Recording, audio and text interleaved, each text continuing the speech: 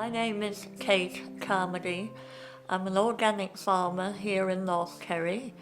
My background is in biochemistry and social science. And over the years, I've been here, 34 years now, I have developed a great love of farming and the need to go back to our roots, if you pardon the pun. I look at all aspects of biodiversity because when I came here, the farm was a very intensive dairy farm and all the wildlife had disappeared. And it was very functional. It made a lot of milk from the cows. It was very efficient, but it lacked something. And gradually, as I fell in love with the land, I realized I needed to put life back in the place, and I went organic. And I find it quite ironic because as a biochemist, I always loved spraying things and doing what every farmer does in the conventional system. But then I also appreciate how all these chemicals are destroying so many biochemical processes. Since 1997, I went organic then. I have seen a huge transition in the farm as the wildlife came back. And I'm lucky to have a WS ranger living next door to me, and he takes a log of all the different species that visit here. And even hen harriers come down to visit me, which is great. We've seen eagles here, and my fields are just full of birds and every living creature. So now, as a scientist, I've taken over creating more of a research farm. I like to research what does well, and I think I've been very successful in it due to the fact I'm still here and farming has become so difficult with climate change. But, I live and learn as a scientist, and I have gone more diverse, growing oats, growing different crops for feeding cows, and my new ventures involve growing hemp, flax, linseed, and I tried the Donegal oats. I should also add that I grow a lot of vegetables and I have great ground for potatoes and carrots. But the Donegal oats, I really enjoyed setting them. We set them by hand.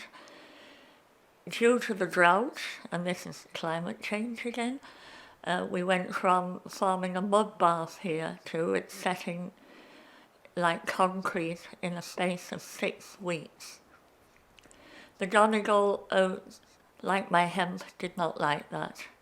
The linseed did well because they were Mediterranean and like the sun, but I don't have a huge crop of the oats, but they survived. And you can guess by their name that being Donegal black oats that they like black heavy ground and lots of rain. So I'm very impressed that some of them survived our Mediterranean conditions we had. They're a very attractive oat seed because they have these lovely black hairs on them. And I must say I've fallen in love with them, like my hemp and the linseed. And as we say in the organic system, nature provides. I will grow them again. My ambition is to leave my farm as a working organic research farm and social farm, because realistically my children won't farm, but they love the place. So I would like to partner with a charity where we provide ecotherapy for people with additional needs, and the farm can then continue trialing different crops, especially the old varieties, because they have the resilience that is needed for what's coming down the tracks very fast. I see the farm as being a training research farm because I've just set up a hemp cooperative with other farmers, a national cooperative, and we're gathering a lot of information. So we need to show people how to integrate hemp into traditional farming systems, because hemp is so important in the context of climate change, and also in a place like North Kerry, which has a lot of wet, boggy ground. It's an ideal break crop and a rotational crop for dairy farmers, because you must remember we're a great dairy producing area, yet, to produce dairy, farmers use a lot of sprays, especially MCPA, which is a potent endocrine disruptor. They use that to get rid of the rushes. But I see the hemp as a great crop to put in the field because it's so dense normally. It drowns out the rushes and everything else.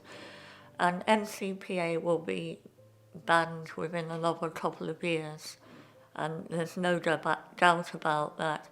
So I see the hemp and linseed and flax, all these crops becoming part of a rotational system that will bring a cash crop to farmers, so that it will actually pay them to set these crops, because the amount of income and the income from crops like hemp are very large.